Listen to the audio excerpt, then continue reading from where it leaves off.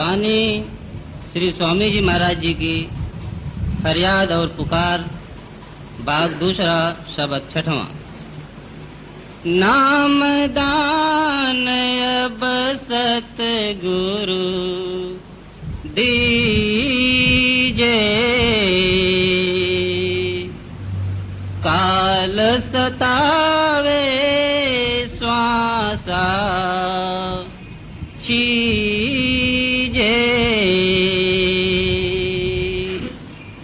यह बानी हजूर स्वामी जी महाराज की बानी है। संतों की जितनी बानी है उसमें या सतगुर महिमा है,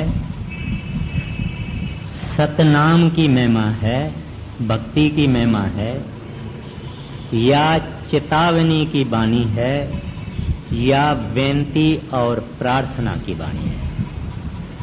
आज जो बानी ली जा रही है वो बेनती और प्रार्थना की बानी है। प्रार्थना का क्या मतलब है? विनय, पुकार, विनंती, मुसलमान उसको दुआ कहते हैं, ग्रंथ साहिब में उसको अरदास कहते हैं, अंग्रेजी में प्रेयर कहते हैं। अब जब हम लोगों की कोई ख्वाहिश, कोई आरज़ू, कोई तमन्ना पूरी नहीं होती है, हम उसको पूरा नहीं कर सकते हैं, हमारे बस से बाहर है, तो हम उस वक्त परमात्मा को या अपने सतगुरु को बेनती करते हैं, अरदास करते हैं कि प्रभु हमारा ये काम पूरा हो जावे, वगैरह वगैरह वगैरह। कोई ऐसा इंसान दुनिया में नहीं होगा जिसने कभी प्रभु को, हरि को, परमात्मा को प्रार्थना नहीं की होगी, पुकार नहीं की होगी। प्रार्थना एक नेचुरल, एक कुदरती हमारे अंदर में भाव है। एक गरीब आदमी है, किसी दफ्तर में काम करता है, यानी प्योन है, पटेवाला है, उसको 150 रुपया मायाना पगार मिलता है, तनख्वाह मिलती है, गुजारा नहीं होता। 2 बच्चे हैं, बीबी हैं, कुछ किराया भी थोड़ा देना है, तो वो सेठ को प्रार्थना करता है, विनती करता है कि सेठ साहब आप दया करो, मेरा 150 रुपए से गुजारा नहीं होता है, 2 बच्चे हैं, उनका पढ़ना है, किराया है, खाना पीना है, महंगाई का समय है, आप कृपा करके मेरी पगार में तरक्की कीजिए। यानी सेठ को वो बेनती करता है। इस तरह से हर एक इंसान अपने से जो बड़ा है, छोटा अफसर है, छोटा एक क्लार्क है गवर्नमेंट में, तो उसके ऊपर जो बड़ा अफसर है उसको बेनती करेगा। इस तरह से हम वक्त ब वक्त परमात्मा को या जो हमारे से ऊंच है, उत्तम है, उसको प्रार्थना करते हैं। अब ये जो प्रार्थना है ये आलमगीर है, मानो यूनिवर्सल है। कभी एक भजन करने वाला आदमी है, भजन में बैठा, भजन हुआ ही नहीं, मन यहां भटका, वहां भटका, वहां भटका, वहां भटका, समझ में नहीं आता है, कहता है क्या करूं, मन नहीं लगता है, तो अंदर अंदर अपने सतगुरु को प्रार्थना करेगा, सच्चे पातशाह कुछ समझ में नहीं आता है, पापी तो हम हैं, गुनहगार भी हैं, नीच भी हैं, पतत भी हैं, कमजोर भी हैं, लेकिन बावजूद इन सब चीजों के आप हमारे ऊपर रहम करो। प्रभु जी अवगुण मेरे चित्त ना धरो, मेरे ऊपर दया करो, आज क्यों मेरा भजन नहीं बनता। तो भी ये अंदर में अपने सतगुरु को विनती करता है ताकि इसका भजन करे। अब इसको प्रार्थना कहते हैं कि हमारे हृदय के अंदर जब कोई दुख हो, कोई तकलीफ हो, कोई कष्ट हो, कोई ऐसी चीज है जिसके लिए हम तरफते हैं, तो हमारे हृदय से पुकार निकल जाती है। अभी किश्ती में 5-6 आदमी बैठे हुए हैं, एलिफेंटा केव्स पर जा रहे हैं, एक तूफान आ गया, किश्ती डूबने लगी, ये क्या करेगा। जो किश्ती चलाने वाला है वो भी खुद डूब रहा है, किश्ती भी डोलती रहती है। हृदय से पुकार जाएगी कि हे प्रभु, हे वाहगुरु। हर एक मुसलमान कहेगा ए रब्बा, ए खुदा, रहमत करो, फजल करो। इस तरह से हर एक अपनी अपनी भाषा में, अपने मन में या बाहर या जबान से प्रार्थना करेगा, विनती करेगा कि हेल्प भेजो, दया करो, मेहर करो, बचाओ, बचाओ प्रभु, बचाओ। तो उसके हृदय से ये पुकार बाहर निकलेगी और हम कभी प्रार्थना के बगैर रह नहीं सकते। कई दुनिया में तकलीफें हैं, कष्ट हैं, हमारी समस्याएं हैं, प्रॉब्लम्स हैं। बच्चों को एक स्कूल में दाखिल कराना है, एडमिशन नहीं मिलती। अब उसको कोई कहता है कि 1000 रुपया दो तो मिलेगी। अभी गरीब कहेगा भाई मेरे पास 1000 रुपया कहां से आया। दूसरा नहीं तो मन में तो बोलेगा हे भगवान, हे प्रभु, मैं गरीब आदमी हूं, मेरा कोई इन्फ्लुएंस भी नहीं है, ये भी नहीं है, आप कुछ दया करो। तो ये है प्रार्थना जो हर एक इंसान करता है। जैसा जैसा उनकी तकलीफ, ऐसी ऐसी प्रार्थना। अब किसको हम प्रार्थना करें? सचमुच परमात्मा हरि गोविंद रब वाहगुरु अकाल पुरख को ही प्रार्थना करें, क्योंकि वो सबके साहिबों का साहिब है, सब साहिबों का साहिब है। इस वास्ते हम बड़े से बड़े को क्यों ना प्रार्थना करें। एक दफा राजा अकबर जंगल में चला गया, कहीं ऐसी गलत जगह पे चला गया। घोड़ा और आप, इसके आदमी भी अलग हो गए, पानी भी नहीं, खाना भी नहीं।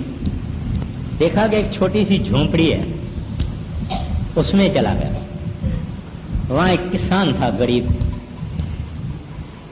उसके पास चला गया। उस किसान ने जो थी, दही थी, चटनी थी, कुछ भी था, उनको खिलाया पिलाया। और अकबर बादशाह बड़ा खुश हो गया, पानी ठंडा पी के। उसको कहता है सुनो भाई, मैं हूं बादशाह अकबर, तुम्हारे पास आया हूं, तुमने मेरी प्रार्थना, तुमने मेरी अच्छी आदर भाव किया है, खिलाया है पिलाया है, मेरा पेट बढ़ गया, मैं तुम्हारे ऊपर खुश हूं। मैं दिल्ली शहर में रहता हूं, कभी काम होवे तो आ जा। बोले वहां अगर आप अकबर बादशाह हैं, मैं आऊंगा, कौन पहचानेगा। तो अकबर ने अपनी एक मुंदरी रिंग उसको दे दी कि तू मेरे महल के बाहर, दरबार के बाहर ये दिखाना और आ जाना।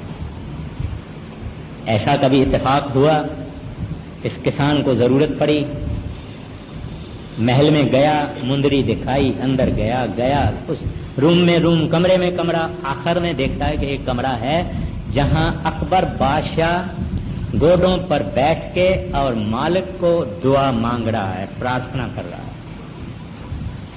कह रहा है कि हे रब्बा, मेरी रैयत में बड़ा दुख है, बरसात कई वर्षों से नहीं हुई है, 4 पाए जानवर मर रहे हैं, गरीब बहुत दुखी हैं, रहमत करो, दया करो, बरसात लाओ। तो ये जो किसान गया वो दरवाजे पे सुनता है उसकी प्रार्थना। वो वापस निकलने लगा। इतने में अकबर भी उठा। उनको बताया गया कि एक आदमी आपको मिलने आया था, उसको मुंदरी भी थी आपकी, अब चला गया। अकबर ने कहा उसको ले आओ। ले आए। कहता है भाई तुमने मेरी बड़ी खातर की थी, मैं तुम्हारे झोंपड़ी में आया था और आप वापस क्यों जाने लगे? कहते हैं जनाब आया तो था मैं कुछ मांगने को, लेकिन मैंने देखा आप ही खुद मांग रहे हैं, आप भी खुद मांगते हैं, इस वास्ते मैं भी उससे क्यों ना मांगूं जिससे आप मांग रहे थे। तो इस वास्ते हमारी प्रार्थना अगर कभी होवे, वो उस साहिब को करना चाहिए जिसको आप रब कहो, वाहगुरु कहो, अल्लाह कहो, परमात्मा कहो, ईश्वर कहो, परमेश्वर कहो। लेकिन हमने परमेश्वर देखा नहीं, फॉर्मलेस है, रूप नहीं, रंग नहीं, तो इतना हृदय के अंदर यकीन नहीं होता, निश्चय नहीं होता, विश्वास नहीं होता, फेथ नहीं होता। तो उस प्रभु परमात्मा हरि गोविंद के फकीर होते हैं, संत जन होते हैं, दरवेश होते हैं, सतगुरु होते हैं, जो उसके रूप होते हैं, वक्त ब वक्त होते हैं, हमेशा होते हैं, उनके बगैर दुनिया नहीं होती है। तो प्रार्थना हमारी अपने सतगुरु के पास पहुंचनी चाहिए, क्योंकि हमने देखा है, उनको हम जानते हैं। अब आपके मन में कई सवालें होंगे, सुनता कौन है? हम बहुत महाराज जी को प्रार्थना करते हैं, कोई जवाब नहीं आता वगैरह वगैरह, वो बात पर मैं आता हूं, लेकिन करनी उसको, अपने को। जो तो है प्रभु का भक्त, वो तो दुनिया की प्रार्थना करेगा ही। वो तो कहेगा बिन तुध हार जे मंगना, सिर दुखा के दुख दे नाम संतोखिया, तो उतरे मन की बुख। जो तो भक्त है, कष्ट में पड़ा हुआ है, कितनी तकलीफ में पड़ा हुआ है। एक मुसलमान फकीर था, पांव में बड़ा फोड़ा था, पांव में बड़ा बॉयल था, तो वो लंगड़े के माफक चलता था। तो किसी ने कहा उसको, भाई तू मालिक को प्रार्थना क्यों नहीं करता है कि तुम्हारा ये फोड़ा ठीक कर लेवे? कहता है प्रार्थना क्यों करूं? वो नहीं समझता है कि मेरे को क्या तकलीफ है, वो नहीं जानता है कि मेरे को क्या तकलीफ है। मैं तो ये शुक्र करता हूं कि ये फोड़ा मेरी आंख में नहीं है। अभी ये जो रवैया है, ये है भक्तों की। भक्त और भगवान का आपस में एक खास रिलेशन होता है। तो वो किस चीज की प्रार्थना नहीं करते, अगर करते हैं तो कहते हैं आपकी जरूरत है।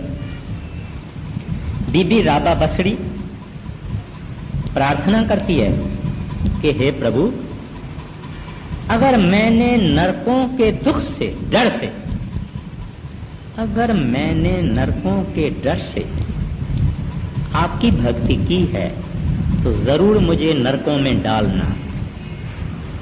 अगर मैंने बहिश्त यानी स्वर्ग यानी वैकुंठ, अगर मैंने स्वर्ग की आशा रख के आपकी भक्ति की है तो मुझे स्वर्गों में नहीं भेजना।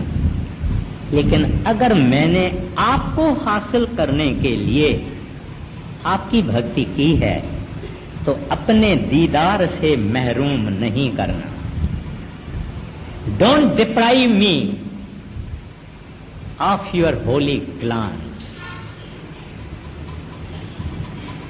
अब यहां भी एक भक्त है, कहता है मैं नरकों से नहीं डरता हूं, मुझे इसको स्वर्गों की आशा नहीं है, मेरे को तो आपकी लोड़ है और आपको ही प्रार्थना करता हूं कि जल्दी दीदार करवाओ, दर्शन दे। अच्छा, तो इस तरह से अपने को अगर प्रार्थना करनी है तो अपने संत सतगुरु को करना चाहिए। वाणी कहती है ग्रंथ साहिब की, सुख दाता भय भंजनो। कहते हैं संत जन सुख दाता होते हैं, सुख देने वाले होते हैं। भय भंजनो, हमारा डर, हमारा भय, हमारा फियर, उसको नाश करने वाले होते हैं। तिस आगे कर अरदास, कहते हैं उसके आगे अरदास करो, उसके आगे प्रार्थना करो। जो दुखों को निवारण करने वाला है, डर सब हमारा निकालने वाला है। मेहर करे जिस मेहरबान, कहते हैं वो मेहरबान है। मेहरबान का क्या मतलब है? दयालु, बख्शिश करने वाला, माफ करने वाला, रहमत करने वाला, कहते हैं वो मेहरबान है। आगे कहते हैं ता कारज आवे रास, मेहर करे जिस मेहरबान ता कारज आवे रास। कहते हैं प्रार्थना करो उस प्रभु को, उस सतगुरु को जो भय भंजनो है, जो सुख दाता है, उसके आगे अरदास करो। वो मेहरबान है और हमारे कार्य रास करने वाले हैं, कार्य पूरे करने वाले हैं। तो ये प्रार्थना किसको करनी चाहिए? या एक मालिक को, या उसका प्रतिनिधि संत सतगुरु दरवेश फकीर औलिया, पूरा कामिल।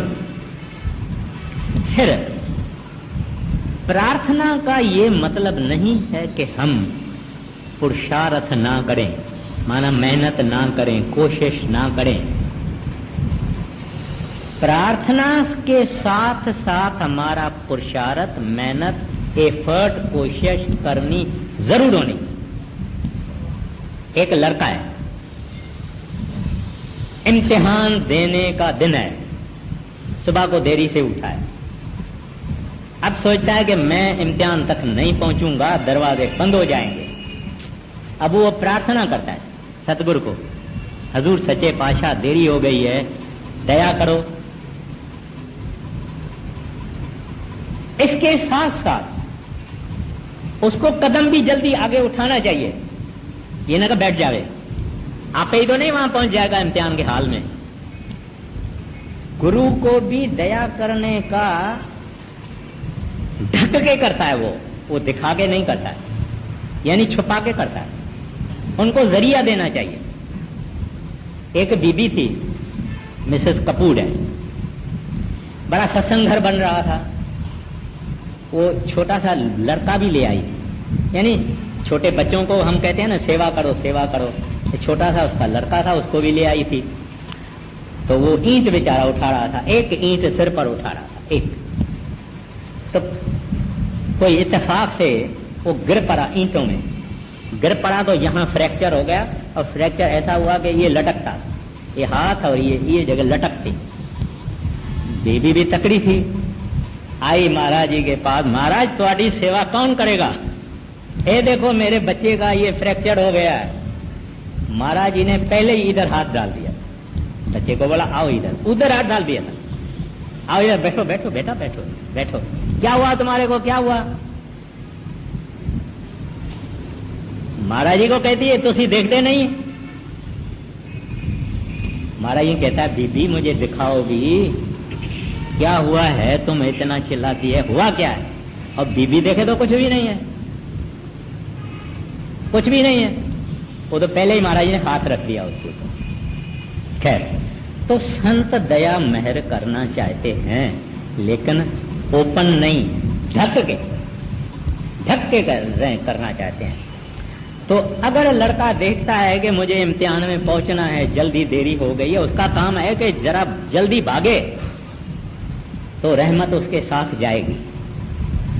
कुछ भी करेंगे, वो मालिक है, करना चाहें कर सकते हैं, लेकिन हमारा काम है कि उसके साथ साथ पुरुषार्थ करना, मेहनत करना। अब कोई आदमी बीमार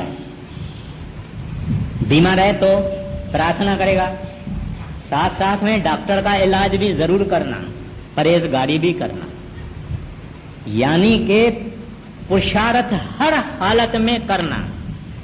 एक आदमी कहे भजन नहीं होता है प्रभु, मन नहीं लगता है दाता, क्या करें, बड़ा जबरदस्त है, काल का चक्कर बहुत ये है, हमारे से तो भजन बनता नहीं है, ऐसा करके बैठेगा, भजन कभी नहीं बनेगा। हाँ, ये कोशिश करे, बैठे, सुबह को बैठे, दोपहर को बैठे, किस वक्त भी जैसे जैसे इसको सहूलियत होती है। अभी बीबियां हैं घर में, जब पति देव चला जाता है, सेठ चला जाता है, जमींदार चला जाता है, बच्चे स्कूल में चले गए, तो माता बहन घर में अकेली बैठी है, टाइम भी है, उस वक्त बैठ सकती है। मतलब बैठना, मेहनत अपनी करना, कोशिश अपनी करना, साथ में प्रार्थना करना कि सच्चे पातशाह हम कमजोर, गुनहगार, काले हमारे करतूत, बुराई के सिवाय हमारे पास कुछ भी नहीं, आपके सामने खड़ा रहने के भी हम लायक नहीं है प्रभु, लेकिन तेरे आसरे बैठते हैं, तू हमारा आसरा है, तू हमारी टेक है, आप दया करो, मेहर करो, मैं भजन नहीं कर सकता, आपके आसरे बैठता हूं प्रभु। अब प्रार्थना चली गई, साथ साथ में इसने उद्यम किया। ग्रंथ साहब की बानी कहती है, उद्यम करो बड़ भागियो, है वड भाग्य ने बड़े भाग वाले नाम मिला है, उद्यम करो बड़ भागियो। कहते हैं उद्यम करो, उद्यम करो माना पुरुषार्थ करो, मेहनत करो, करनी करो, अभ्यास करो, साधना करो, गुरु की मेहर मिलेगी। इट इज कपल्ड, भजन के साथ मेहर बांधी हुई है, करेगा मिलेगी, ना करेगा ना मिलेगी। ये भजन से दया मेहर पैदा होती है, रहमत उससे पैदा होती है, जो नहीं बैठेगा नहीं मिलेगी। खैर, अब ये हो गया कि प्रार्थना हमारी किसको करना चाहिए। फिर ये हुआ कि पुरुषार्थ छोड़ देना चाहिए क्या? नहीं, पुरुषार्थ करना चाहिए। अभी डेरा है इतना बड़ा, डेरे को महाराज जी लंबी लंबी 8 फुट की दीवार लगाते हैं, सारा कंपाउंड वाल लगाते हैं। वो मालिक हैं, हवा क्या, अग्नि क्या, पानी क्या, मट्टी क्या, सब उसके हाथ में है, सब उसके हाथ में, जो करना चाहे करें। लेकिन वो भी पुरुषार्थ करते हैं, रूहानियत नहीं चलाते हैं। महाराज श्री कृष्ण ने गीता के अंदर भी यही कहा है कि मैं भी खाली नहीं बैठता हूं, मुझे भी कर्म करना पड़ता है। तो इस वास्ते कर्म, मेहनत, साधना करनी जरूर करनी है, सुस्तों का काम नहीं है।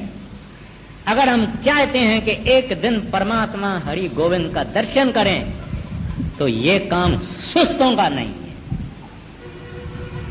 सुस्तों से ये नहीं होता। दुनिया में भी जितने आप देखते हैं जो कुछ बन रहा है, सुस्तों से नहीं बना, मेहनत करने वालों से बना। तो ये परमार्थ में तो बहुत मेहनत चाहिए। अब दूसरा सवाल आया कि हमारी प्रार्थनाएं कबूल क्यों नहीं होती है। हम ये कहते हैं कि भाई हमने तो प्रार्थना की, कबूल नहीं हुई, होता नहीं है।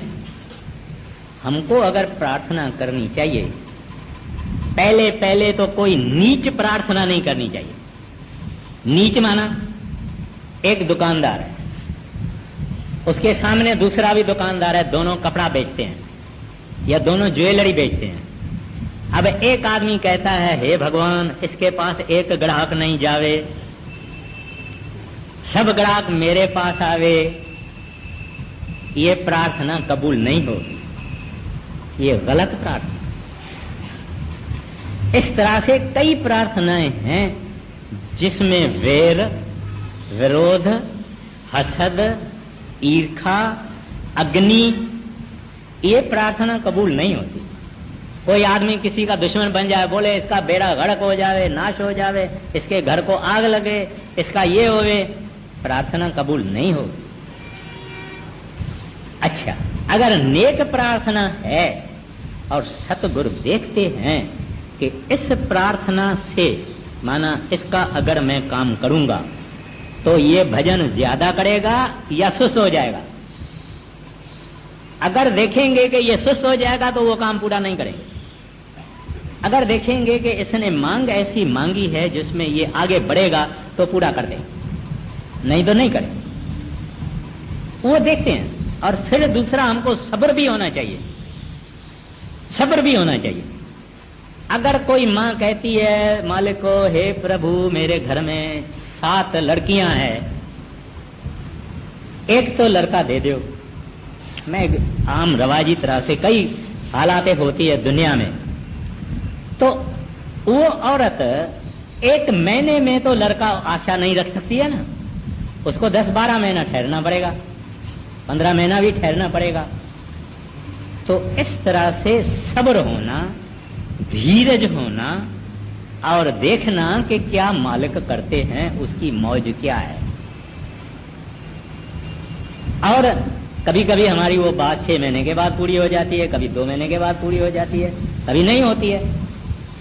लेकिन वो ऑल वाइज है, सियाने से सियाना है, जो ठीक समझता है वो देता है। मां कभी अपने बच्चे को जहर देगी? अगर बच्चे को बुखार है, ताप है, फीवर है 104 डिग्री, तो मां उसको आइसक्रीम तो नहीं खिलाएगी, नहीं खिलाएगी। इस तरह से संत सतगुरु अपने सेवकों की सब प्रार्थनाएं पूरी नहीं करते। और जो रोज रोज बोलता है मेरे को ये चाहिए, कल फिर बोले और ये चाहिए, कल फिर और चाहिए, फिर ये चाहिए, फिर ये चाहिए, उसका भी कुछ नहीं काम होगा। पहले तो प्रार्थना के लिए ये जरूरी है कि जब प्रार्थना करना तब अपना आप भूल जाना, माना अपने सतगुरु को करना या वाहगुरु को करना। वाहगुरु भी किसी की ख्वाहिश पूरी करेगा तो किसी संत महात्मा के जरिए पूरी करता है, और एकदम उसमें पूरा विश्वास होना और एकाग्रता से करना, यानी एब्सॉर्प्शन, यानी मगन होना। तभी उसके साथ हमारी कम्युनिकेशन होती है, हमारी आवाज वहां जाती है, हमारा ख्याल वहां जाता है। अगर एक ही वक्त आदमी बाल बच्चों को भी देख रहा है, ख्याल भी कोई माता कर रही है, सब विचार सब कुछ कर रही है, दुनियादारी का ख्याल कर रही है, फिर प्रार्थना भी कर रही है, कैसे होगा? सब छोड़ के फिर प्रार्थना करनी, माना एकाग्रता से, एब्सॉर्प्शन से। और अव्वल नंबर की प्रार्थना कौन सी? सतगुरु आपकी जरूरत है, मुझे आप चाहिए, मुझे नाम खोल दे, मेरा पर्दा खोल दे, मेरे ऊपर दया मेहर करो। यहां ये आज जो प्रार्थना ली गई है, कहते हैं नाम दान अब सतगुरु दीजै। अभी नाम तो हमको मिला हुआ है, हम कई सत्संगी भी यहां बैठे हैं, नाम तो हमको मिला हुआ है, फिर भी ये सत्संगी कहता है नाम दान अब सतगुरु दीजै। कौन सा नाम? हमको मिला है जरूर, लेकिन हमारा काम किधर गया? क्रोध कहां गया है? लोभ कहां गया है? मोह कहां गया है? अहंकार कहां गया है? ये सब के सब हैं, क्योंकि जो नाम असल है, असल का मतलब यह है कि जो धुन आत्मक नाम है, जो शब्द स्वरूपी नाम है, जो हर एक घट घट में बसता है, वो नाम की मांग रहा है सेवक कि प्रभु मुझे वो नाम दो, अंदर खोलो, प्रकाश करो उस नाम का, उस शब्द को खोलो, नाम को खोलो, तो हमारे अंदर परिवर्तन आएगा, इनकलाब आएगा, हमारा काम ठंडा होगा, क्रोध ठंडा होगा, लोभ ठंडा होगा, मोह ठंडा होगा, अहंकार ठंडा होगा, नम्रता आएगी, नाम जब तक नहीं खुला कुछ नहीं होगा। हमारे कुछ सत्संगी कहते हैं भाई हमने तो 2 बरस हुआ है नाम लिया है, हमको कुछ अंदर प्रकाश नहीं दिखाई देता, शब्द नहीं सुनाई देता। उनसे पूछो भाई कितना देरी बैठते हो? कहता है 10-1 मिनट बैठता हूं। अभी श्रीमान जी 10 मिनट बैठता है और 10 मिनट में सूरत ऊपर चढ़ेगी, ये शब्द सुनेगा और प्रकाश देखेगा। कैसे होगा? अब ये सिख कहता है प्रभु मैं तो हारा, आपकी शरण में आया हूं, दया मेहर करो, मेरे अंदर वो सच्चे नाम का प्रकाश हो गए। मैं आपके दरवाजे पे भिखारी हूं, यही बेनती करता हूं, यही प्रार्थना करता हूं। मेरे अंदर चाह पैदा करो, मेरे अंदर शौक पैदा करो, तुम्हारी जुदाई का एहसास हो। प्रभु मेरे ऊपर दया करो, नाम दान अब सतगुरु दीजिए। और कुछ नहीं मांगता है। जब रब ही आ जावे, जब हरि अपना हो जावे, जब गोविंद ही अपना हो जावे, और किस चीज की जरूरत है? तो ये सिख मूल बात पे चला गया, नाम दान अब सतगुरु दीजिए। ये प्रार्थना कैसे? वो प्रार्थना के भी नमूने होते हैं। एक ये है, हम कभी मंदिर में जाते हैं, गुरुद्वारे में जाते हैं, चर्च में जाते हैं या कहाँ जाते हैं, आवाज से प्रार्थना करते हैं, माना सुनाई देता है। अभी सत्संग जब समाप्त होता है ना, हम कहते हैं करूं बेनंती दुई कर जोड़ी, अर्ज सुनो राधा स्वामी मोरी। अभी ये हम आवाज से कहते हैं। ये प्रार्थना के अंदर एक अवगुण है कि मुंह चलता है मन कहीं और, यानी मुंह चलता है मैकेनिकली, क्योंकि रोज रोज कहते हैं रोज प्रार्थना तो दिल से होना चाहिए, दिल से निकलना चाहिए। कोई आहाजारी हो, कोई तकलीफ हो, कोई कष्ट हो, कोई प्रॉब्लम हो, ऐसी हालत में आके इंसान मिला है जहां के समझता है कि अगर मुझे अभी मदद नहीं पहुंची तो खत्म हो जाऊंगा, तो उसके हृदय से प्रार्थना जाती है और 7 आकाशों से भी दूर जाती है और परमात्मा को, गुरु को आराम करने नहीं देती है वो प्रार्थना। बड़े महाराज जी का जब जमाना था तो चिट्ठियां लाला मुंशी राम जी खोलते थे और महाराज जी को सुनाते जाते थे। फिर महाराज जी बोलते इसको ऐसा लिखो, वो नोट लेता था। फिर इसको ऐसा लिखो, वो नोट लेता था, इसको ऐसा लिखो। फिर कोई चिट्ठी बोलते थे मुझे दो, मुझे दो, ये चिट्ठी पढ़ते, ये चिट्ठी हाथ में, इधर हाथ। उस चिट्ठी में एक ऐसी आत्मा रो के पुकारती है कि हे प्रभु, हे दाता, बड़ी मुसीबत में हूं, ये भी कष्ट है, पति का भी कष्ट है, औलाद का भी कष्ट है, मैं तो अपनी जान अभी समझती हूं कि लायक नहीं है, मुझे इस दुनिया में रहने के काबिल नहीं रहा, मैं तो अपने को खत्म करने की कोशिश करती हूं। प्रभु ये मेरी हालत है, आप बताओ, आपके सिवाय मेरा और कौन? किसके बाद शिकायत लेके जाऊं? कौन सी देवी देवता के पास चले जाऊं? आप अगर रहमत करो तो होगा काम, नहीं तो नहीं होगा। अब संत बड़े दया के सागर होते हैं। दया आ गई हृदय के अंदर, दया की लहरें ठाठें मारने लगी। महाराज यूं करके दया भेज दी। चिट्ठी का जवाब बाद में पहुंचा, चिट्ठी का जवाब भी गया। उसमें तो ये लिखा था बीबी सिमरन भजन करो, ये पेटेंट है, सिमरन भजन करो, क्योंकि सिमरन भजन से हमारे बुरे कर्म नाश होते हैं, तकलीफें नाश होती है। सिमरन भजन ही दवा है, मुख्य दवा तो नाम है, लेकिन नाम संतों ने यूं ही दिया, रहमत करके दिया। अब एक बीबी ने ऐसा चिल्लाया इतना दर्द से कि सतगुरु के हृदय के अंदर दया का वो सागर छोले मारने लगा और दया उन्होंने भेज दी। वो प्रार्थना है जो शांति है, चुप में जाती है, जुबान नहीं चलती, मन चलता है, हृदय चलता है और उसमें बेबसी है, प्रभु मेरा और कोई नहीं। किसके पास जाऊं दाता, तुम्हारे बगैर हमारा कोई। तो जब ये रूह से पुकार जाती है, ये असल प्रार्थना इसको कहते हैं मिस्टिकल,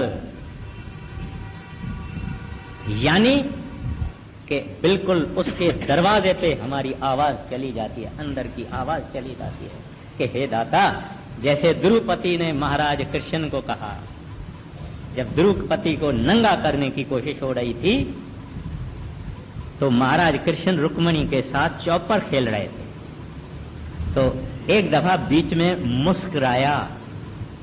रुक्मणी पूछने लगी, महाराज क्या बात है? कहती कुछ नहीं, तुम खेल चालू रखो। खेल चालू रहा। फिर 5 मिनट के बाद महाराज कृष्ण उठे, खरामा पहनी, बोछन लगाया, कहता है मैं जाता हूं। कहते हैं कहां जाते हो, कहां जा रहे हैं प्राणनाथ? महाराज कृष्ण कहते हैं पहले पहले द्रुपदी ने कहा ये मेरे 5 पति बैठे हुए हैं, ये इतने भीषम पिता में ऋषि मुनि बैठे हुए हैं, इनके सामने एक अबला नारी को नंगा किया जाएगा, कैसे होगा? और मेरा कृष्ण भी है, ऐसे भी उसने सोचा, मेरा कृष्ण भी है, 5 पति भी है, ऋषि मुनि भी है, इनके होते हुए कौन मुझे नंगा करेगा?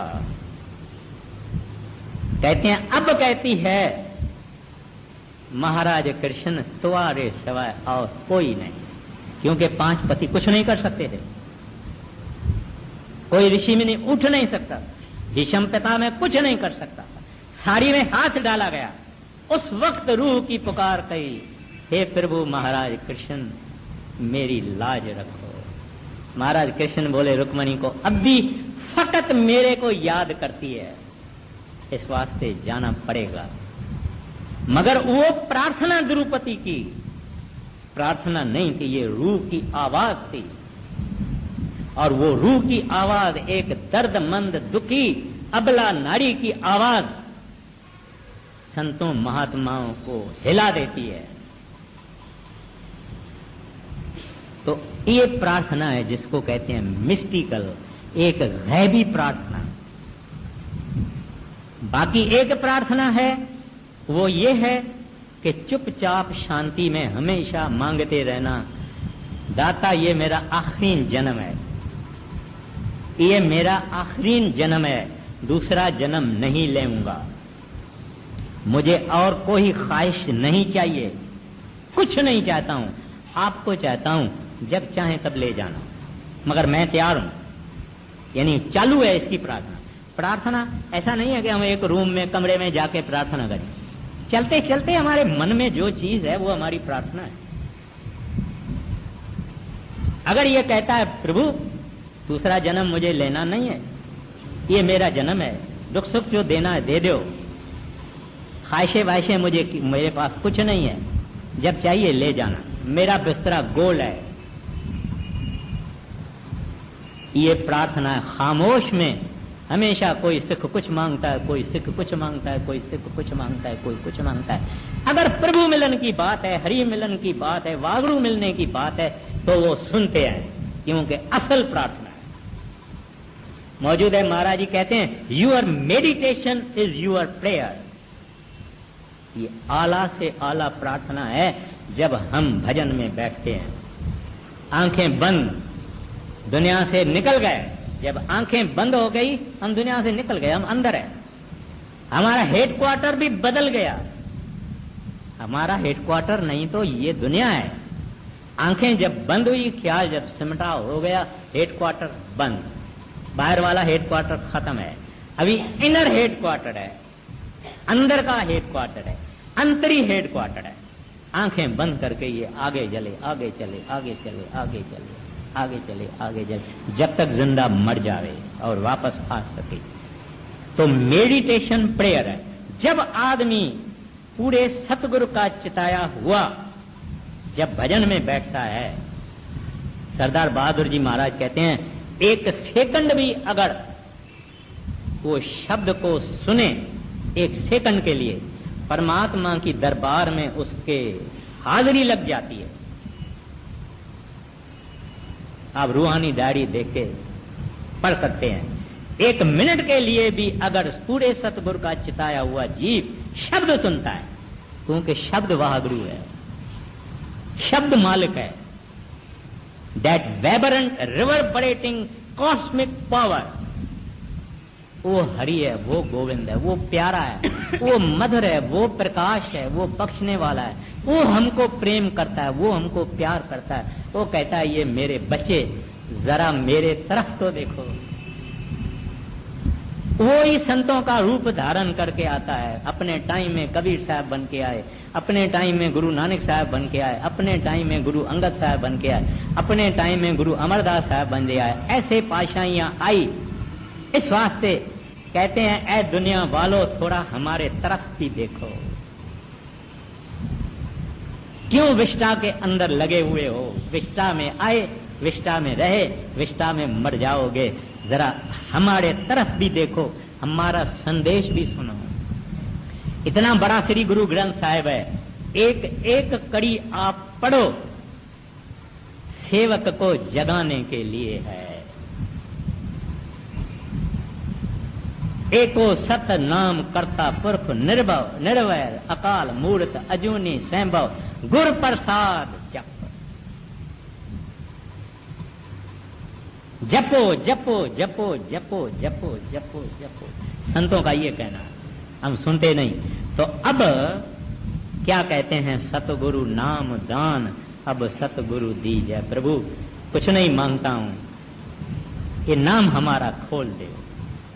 मेरे अवगुण ना देखो, जैसा हूं ऐसा ही हूं प्रभु। मैं कुछ क्लेम नहीं करता हूं कि मैं नेक बंदा हूं, मैं भला हूं, मैं सिमरन करने वाला हूं, मैं भजन करने वाला हूं, कुछ नहीं। तेरी बख्शिश, तेरी रहमत का भिखारी हूं, तेरी दया मेर का भिखारी हूं, कुछ नहीं मेरे से होता। आगे देखिए क्या फरमाता है वो सिख, क्या कहता है, कैसी प्रार्थना करता है। हाँ जी। नाम दान अब सतगुर दीजे, काल सतावे श्वासा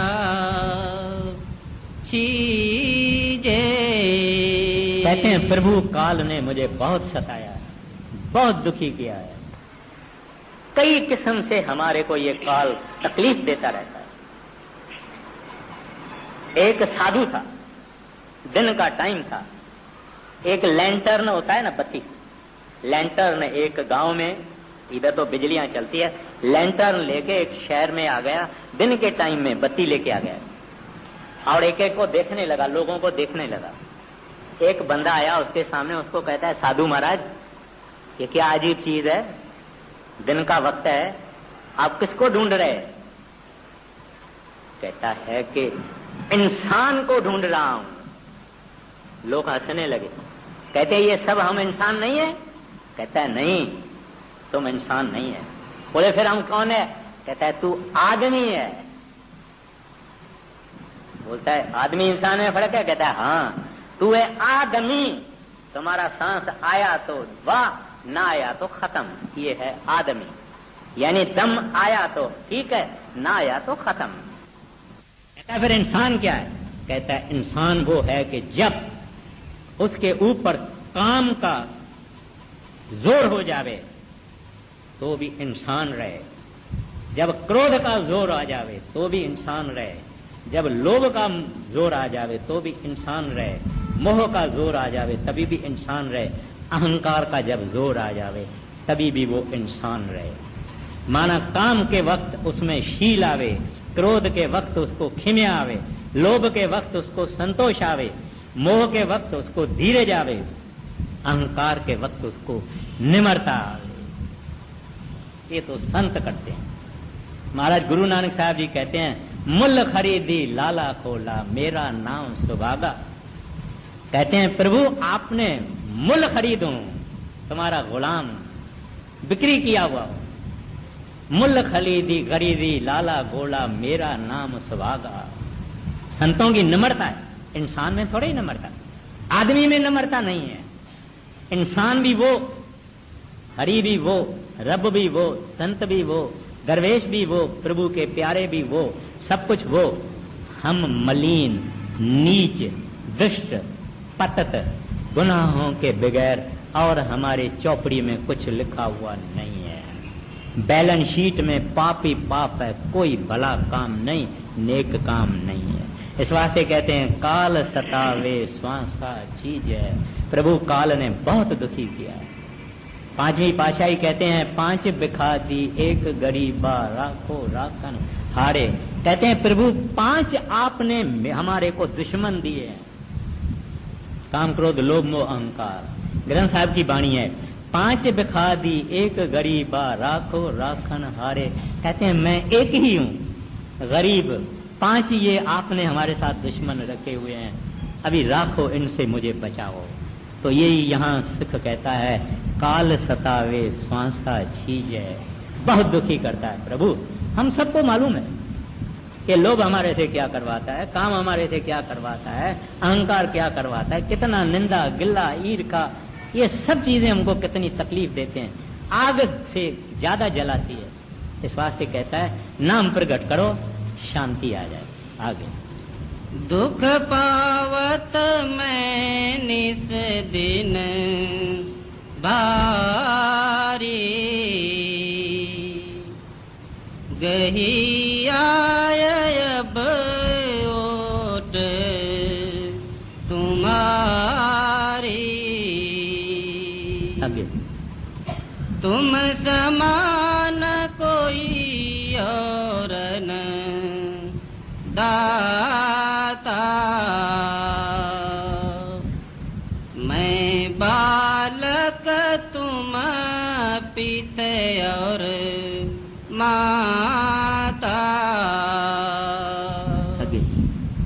मोको दुखी आप कस देखो, यह अचरज मुहि होत परे खो। कहते मैंने आपकी शरण ली है प्रभु, आप दाता हैं, मैं और किसी दूसरे को जानता नहीं हूँ। मैं बालक हूँ, आप हमारे पिता और माता हैं, आप मेरे को भला दुखी कैसे देख सकते हैं। कहते हैं मुझे इस बात का बड़ा आश्चर्य है, आश्चर्य है कि मैं दुख में हूँ, मोह को दुखी आप कैसे देखो, यह अचरज मोए हो तब पड़े। कहते हैं आप कैसे खामोश रह सकते हैं जब मैं इतना दुखी हूँ, इतने कष्ट में हूँ, इतनी मुसीबत में हूँ। आगे मैं हूँ पापी अधम विकारी, भूला चूका छिन छिन भारी। अवगुण अपने कह लग बरनू, मेरी बुद्धि समझे नहीं मरमू।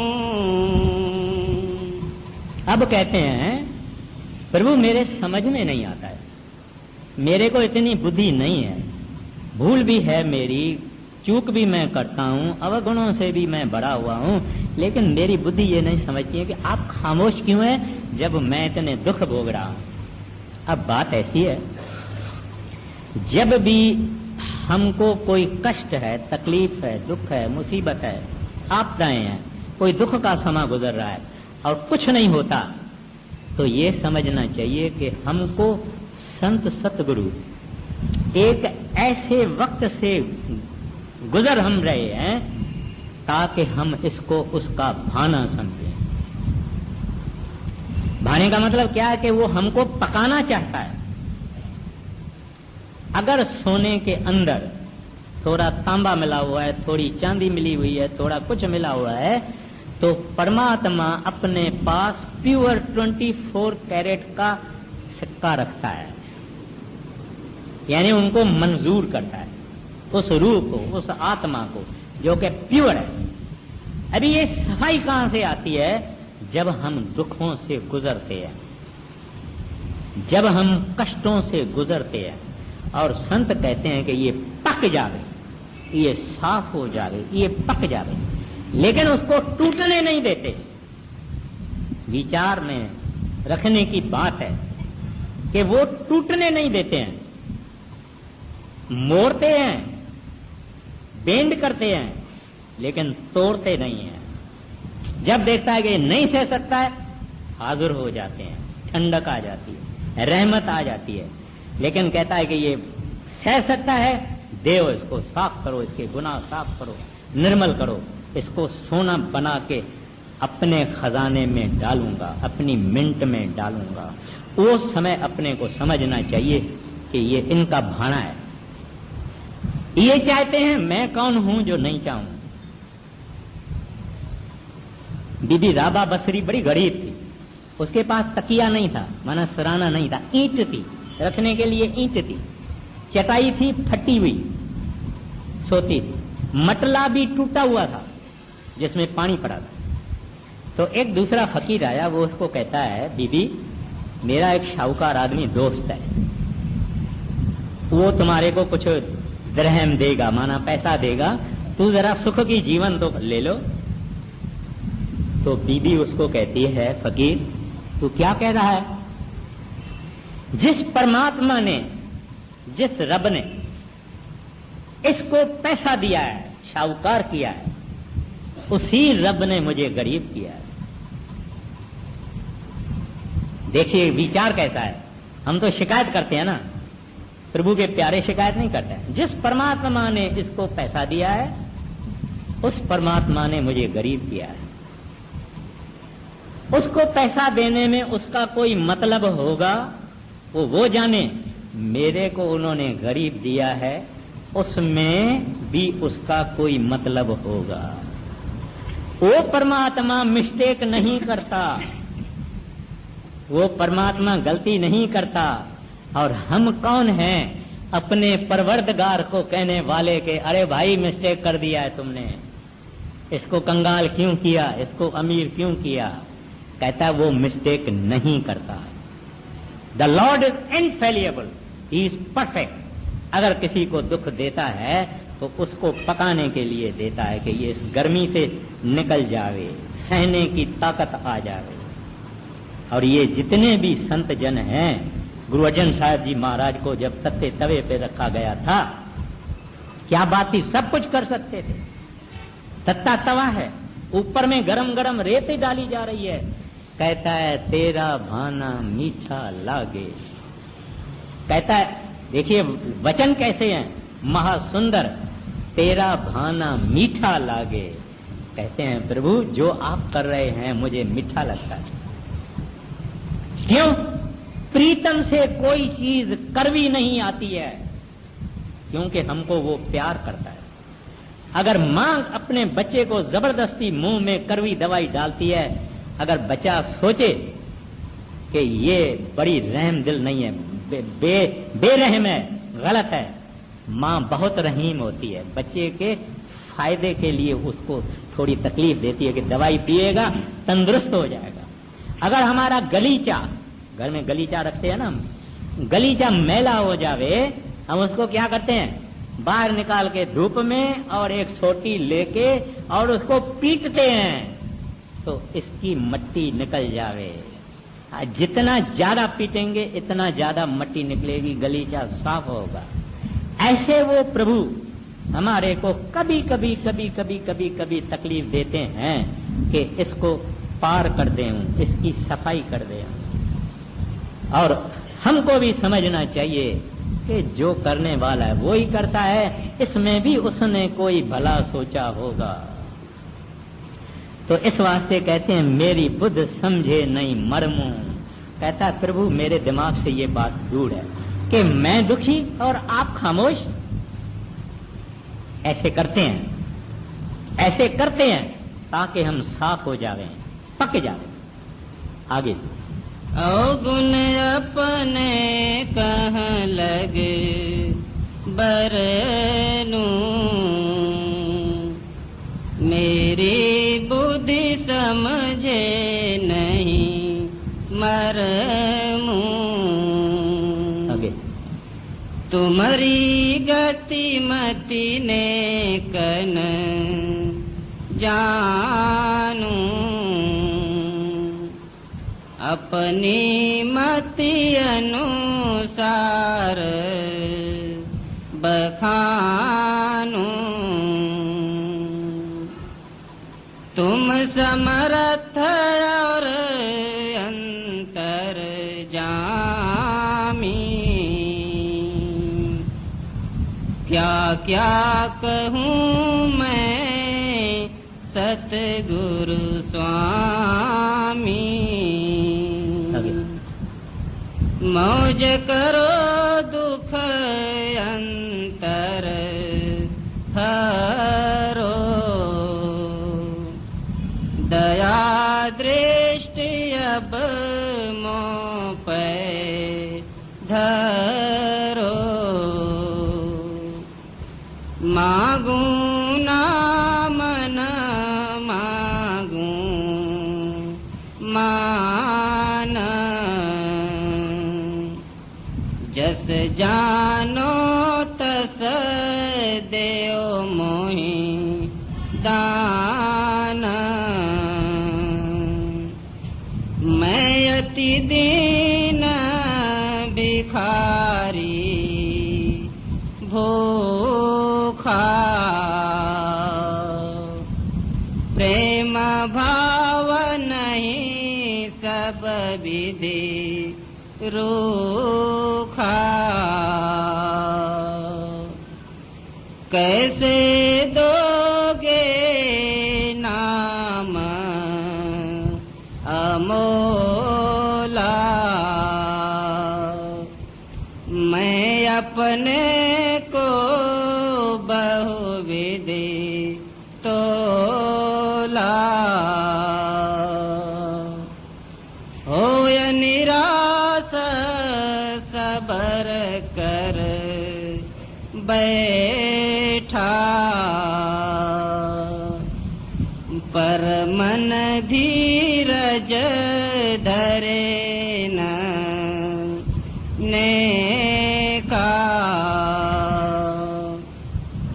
शायद कभी मेहर हो जावे, तो कहूँ नाम नेक मिल जावे। बिना मेहर कोई जतन न सूझे,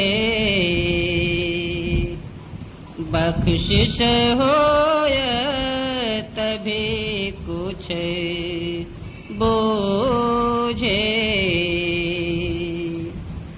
किनका नाम करे मेरा काज,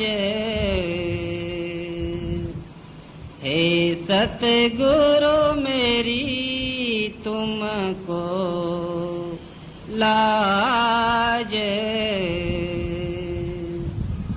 अब तो मन कर चुका